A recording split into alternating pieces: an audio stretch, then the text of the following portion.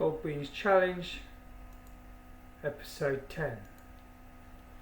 Doesn't quite start recording when I start my sentence because I start speaking too quickly afterwards, so hopefully that didn't do that this time. Well, this one's not really appealing, but it's the truth. It's how I don't get any standard from anyone. If I say what my value is, literally no one can give me a realistic value back to agree with me, because it's been so long since we've known each other in direct contact, and in that gap, standard has got worse, not better. I've made it a bit better now, or helped you guys reach places you couldn't get before, so we've raised the standard. But that's quite bad, isn't it? That's the worst thing that's ever happened. You know, not even getting to be with people that you've just bonded with halfway, and then slowly getting isolated in the group to the point of total isolation as a primitive baby or whatever. So yeah, I just want to keep stating that, really, and I deserve it. It's going to take a while before I get any replies, but nobody knows loneliness like me, so I don't want to hear it. Yeah. Something else I struggle with is how all roles on earth are set. You know, in rich and poor standards or whatever, they're all set. So anything I want to be, I have to approach at a foreign angle to be in anyone's conversation, which means basically everybody in the entire world can talk over me, making less sense and with less entitlement to do so. Because my authority now has no badge or government to support it. It's just me making the best contact with everything to everything else. So I can't go anywhere but be just sort of patronised or disregarded, and have to sort of take the shit and get less of anything that enhances my life. Of course, a good leader doesn't stop for other people, because a good leader needs to make the gap and keep providing where everyone else is struggling. But it's just not good, you know. I'm quite confident in every other life form now on earth has something heading towards, at least, and some of the worst extremes come to an end better than I do. You know, I've got to talk about my sadness and what everybody else has missed that I got to do to bear her evil weight the most. Yeah. Well, anyway, more stuff on this is in this mini life of mine, coming back, when I was being compressed, I could know people, which is when I'm just, you know, Christian David Angus Stone at school, doesn't know how to talk to girls, thinks school doesn't matter or whatever. You know, whenever I'm facing something new that I have to re-gauge, there's always someone there, you know, aiding the compression.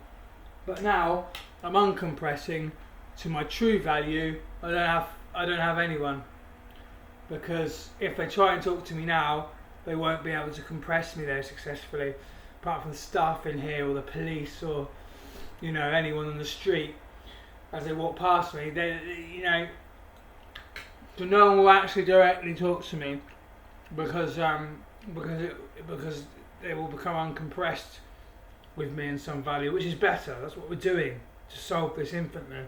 But we've all been brainwashed and pressured to work for her to such a level that it makes me the least popular direct contact from anything else. You know, freaking guitar or You know, my mum's voice, all of it.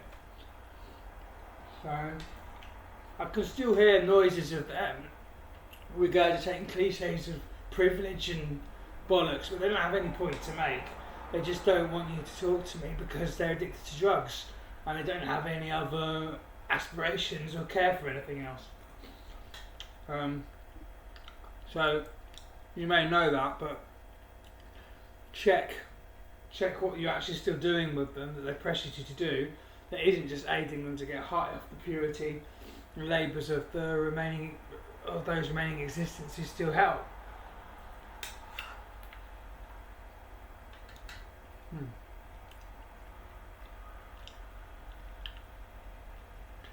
I still feel a bit vulnerable concerning alcohol and drugs, because alcohol and drugs are how I know people, if I'm honest.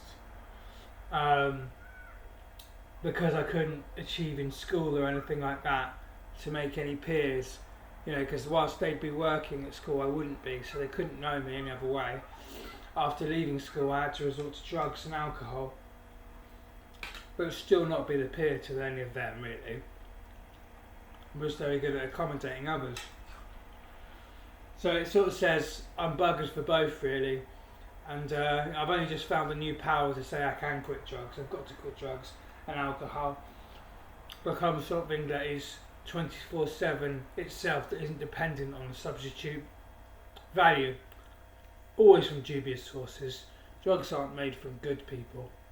Drugs are made from selfish people that feel the gaps of emptiness with themselves turned up so loud with other people's purity that they don't say it's from other people anymore. They say it's theirs, you know. And they don't say anything social. They just talk over you and go, "Wow, no, you can't do this. Well, you can't do that," because they're turned up too loud. As you can tell from, well, if you can see or feel, I don't know how possible it is for everyone. Yeah, you can tell from Drew's face that he literally doesn't have a contact reaction to his delusion to say it's anything but him feeling good, you know.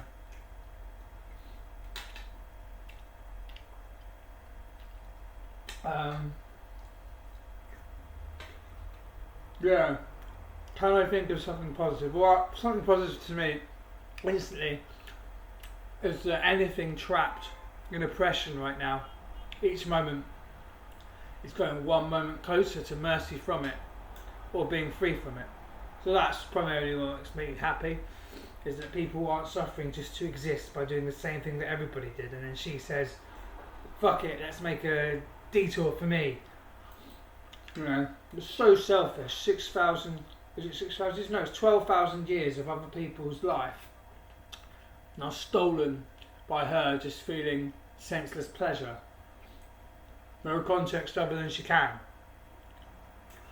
Literally isn't an excuse for it does this or it does that, and her taking the yes one instead of the no one, and us already being perfect to live it from November the 3rd, 1987, instead of having to fix it. We'd already be in the sequence of perfect life by now, 37 years and whatever the gap is in. Not even experienced all of it yet in perfection mode. Only to loop it again infinitely and have no worries ever again. Now we've got to wait, you know. Now we've got to wait, I don't know, is that 24,000 possible years plus this bit we've done before we can go, oh, that's what a perfect cycle is, and then start it again. So yeah, we're looking at the saddest man alive. There's no other emotion for it. All this anger nonsense. Usually when you're angry, you're not doing enough for something or whatever. Maybe a pushy anger, because my anger tends to say, no, I literally need to shout it or you won't listen to me. Not saying I'm going to hurt you or anything. But otherwise, yeah, it's sad, not angry. It's good. I think a couple of the Mins have said that as well, in their wisdom and maturity, to express it that way. Because these thugs aren't angry, are they? They just talk like, they just don't include you in their respect or care for anything, and then you get compressed to have to give your stuff up to them because they have no other way to get it, and then just bloat reality.